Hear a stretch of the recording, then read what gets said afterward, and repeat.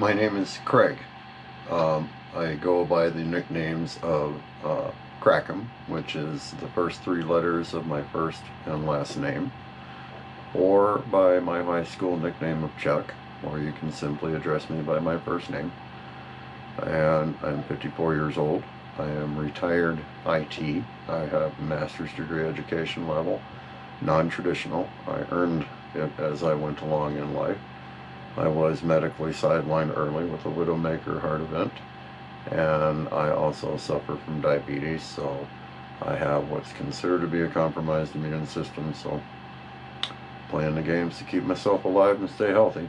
I eat my own vegetables, I garden my own garden, I can my own veggies and potatoes, and we're working on becoming more healthy and more self-sufficient. And that's what life is all about, just taking care of yourself and trying to live better day to day. That's who I am.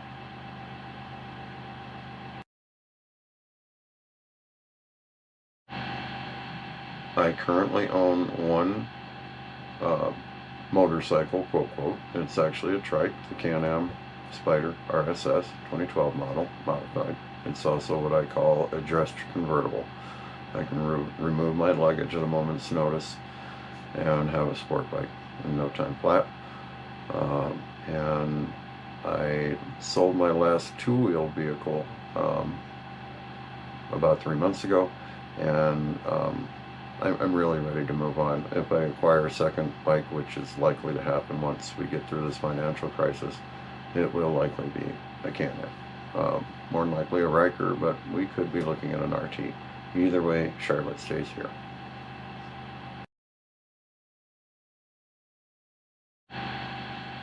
I have ridden since the age of 9, and there was a period of 10 years when I was a single dad that I stepped away, where I was still involved with the sale and exchange bike, so that led to my ownership of some 200 two-wheel vehicles lifetime. A few trikes along the way, customs kind of thing, but nothing really worth investing, and they were all motorcycle based.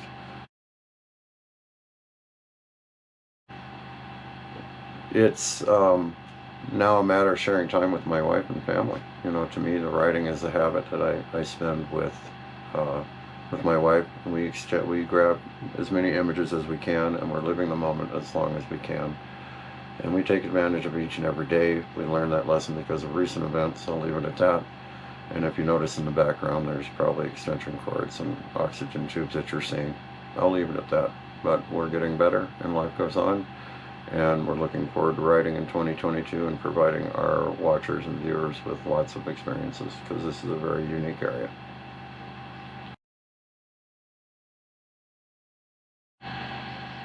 To me, commuting or driving a car has always been a confining experience.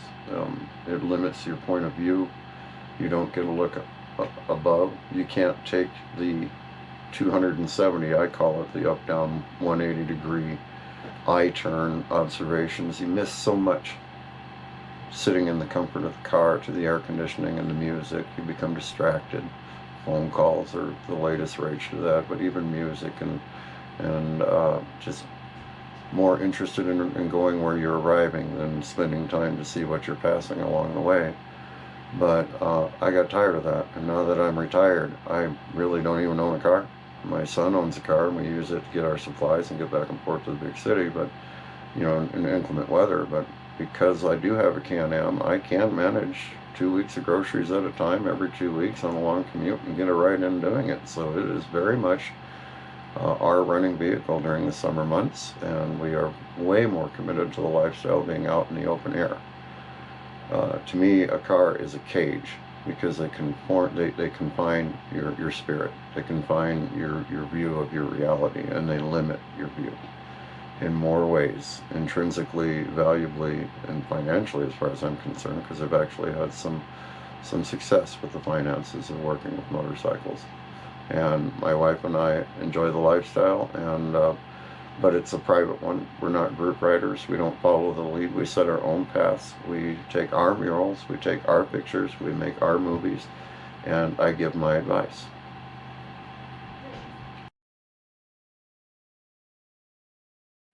On Facebook and new friends. I'm at an age in my life where I have all the friends that I need, and I'm going back to remedial elements of my life that make it simple. I don't live a public life. I really have no need of it, of the ironic part of this, but this is what I choose to show, what I choose to do. But I practice 3 options in my life to control my discussions and engagements with people, and there are 3 things that I avoid. I do not discuss religion. I do not discuss my sexual affairs or my private life or my intimacy issues. I have a therapist and a wife for that. And I don't discuss politics. And I think our nation and everyone around us, our neighbors, our people, our communities, everything from a local scope where we live is damaged. All for the benefit of one man who couldn't commit to a commitment when he was a young man. And I'm sorry, but to me that's a character flaw. That's all I'll say, and that's the only reason why I'm mentioning it. But I largely keep all those topics out of my conversation. I try to stick to the bikes, to the birds. I have a macaw, and to things that are generally rated G and presentable to the to people in general.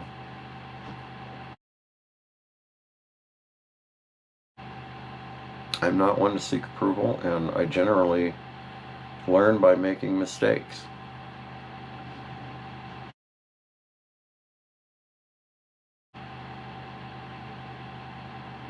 I don't engage in like shop talk and shop chat or whatever I call it, or even my ride advice for being criticized. I discuss things that I've lived, the experience that I've had living them, and most importantly, the pains I might help you avoid with the experience sets that I have.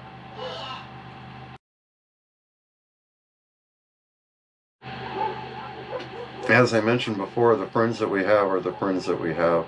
The contacts that I make here, I try to keep down to writing and running into you. Maybe I'll see you at a show, but I don't do this to gain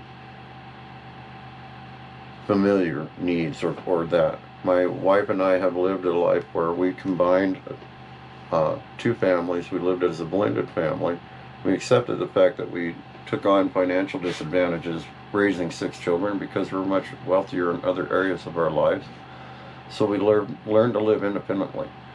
We're frequently subject to criticism. I've heard it all in terms of my family, in terms of birth control or can't control yourself or whatever, and all the isms that come with that. And then in terms of the finances, you hear isms with that. But either way, we learn to take care of ourselves, take care of our 6 kids, take care of the things that are important to us, and survive in a world where you can do things and live. And that has involved many roles, many paths, many careers, and many financial directions as well. But where we are not as rich as some of our other peers financially, in terms of our family, our grandkids, our experience set, and honestly, the memories and visions that I share here on Facebook with you are because I've taken the time to ensure that I can stop and smell a rose, and I appreciate the things around me, especially the people around me. My goal for 2022 and the coming videos is I'm going to spend as much as time exploring the features and areas and unique history that this area provides to us. I'm also going to make myself a better person. I'm going to treat people kinder, and I'm going to try to help this world not seem to be such an ugly place. And that's it. And I hope everybody would just help themselves to make decisions to help us in terms of our society's health as well.